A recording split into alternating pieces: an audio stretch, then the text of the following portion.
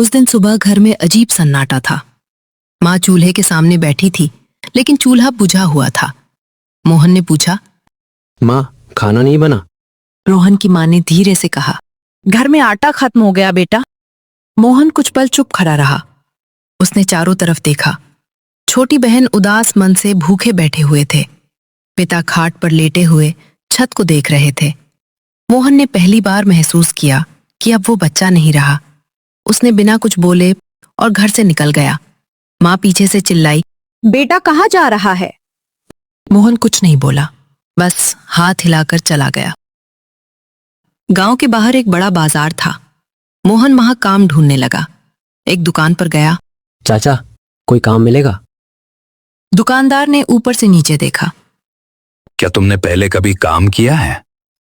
नहीं चाचा, मैंने पहले कभी काम नहीं किया। तो जा बेटा, मुझे अनुभवी आदमी चाहिए। मोहन दूसरी दुकान पर गया, फिर तीसरी, फिर चौथी, लेकिन हर जगह एक ही जवाब, पैर दुख रहे थे। पेट में सुबह से कुछ नहीं गया था। मोहन सड़क किनारे बैठ गया। उसी समय एक बूढ़ा आदमी फल की ठेली खींच रहा था, लेकिन ठेली भारी थी और चढ़ाई पर अटक गई। मोहन भाग कर गया। दादाजी, मैं मदद करता हूँ। दोनों ने मिलकर ठेली ऊपर चढ़ाई। काम ढूंढ रहे हो क्या? आपको कैसे पता? तुम्हारे चेहरे पर लिखा है। अगर मेहनत से डर नहीं लगता तो कल सुबह आ जाना। क्या काम करना होगा? ठेली लगानी है, फल बेचने हैं। मोहन की आंखों में चमक आ गई। उस रात मोहन कई दिनों बाद खुश होकर घर लौटा। घर पहुंचते ही माँ ने पूछा, अरे मोहन बेटा, आ गया तू?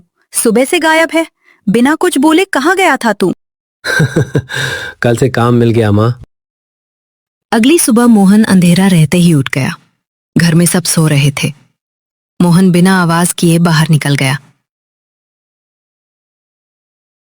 तभी पीछे से माँ की आवाज आई, अरे मोहन बेटा, बिना कुछ खाए जा रहा है? मोहन रुक गया।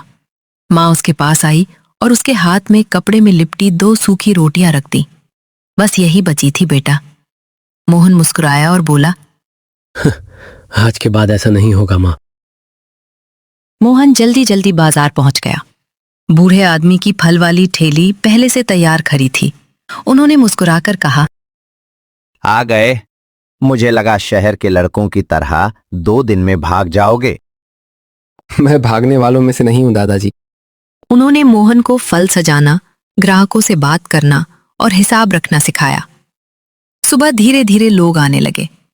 पहला ग्राहक आया, भैया सेब कैसे दिए? मोहन थोड़ा घबरा गया। उसे दाम याद ही नहीं थे। रामदयाल दूर खड़े मुस्कुरा रहे थे। मोहन ने जल्दी से पूछा, दादाजी, ये वाले कितने? अरे धीरे धीरे सीख जाएगा। दिन गुजरने लगा। दोपहर तक मोहन बिना रुके काम करता रहा। पसीने से कपड़े भीग चुके थे, पैर दर्द कर रहे थे, लेकिन उसके चेहरे पर थकान से ज्यादा खुशी थी।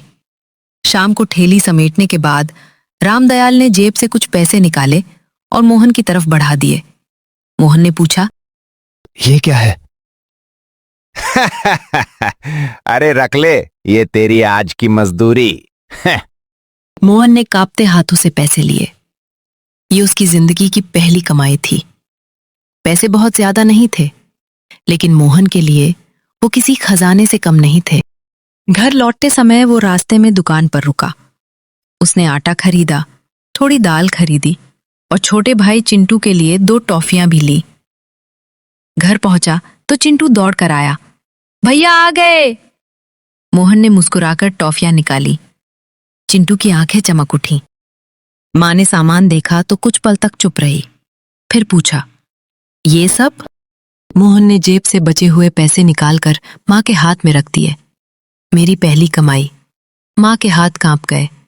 उनकी आंखों से आंसू निकल पड़े। वो बोली, जिस बेटे को कल तक मैं अपने हाथ से खिलाती थी, आज वही पूरे घर का सहारा बन गया। पास खाट पिता ये सब देख रहे थे। उन्होंने धीरे से मोहन को बुलाया। मोहन पास बैठा। बेटा, मजबूरी ने तुझे वक्त से पहले बड़ा कर दिया। ये सुनकर पहली बार मोहन की आंखें भी भर आईं। उस रात बहुत दिनों बाद घर में चूल्हा अच्छे से जला। सब साथ बैठकर खाना खा रहे थे, लेकिन मोहन को नहीं पता था कि अगले ही दिन उसके सामने एक ऐसी परेशानी आने वाली थी जो उसकी जिम्मेदारी को और भारी कर देगी।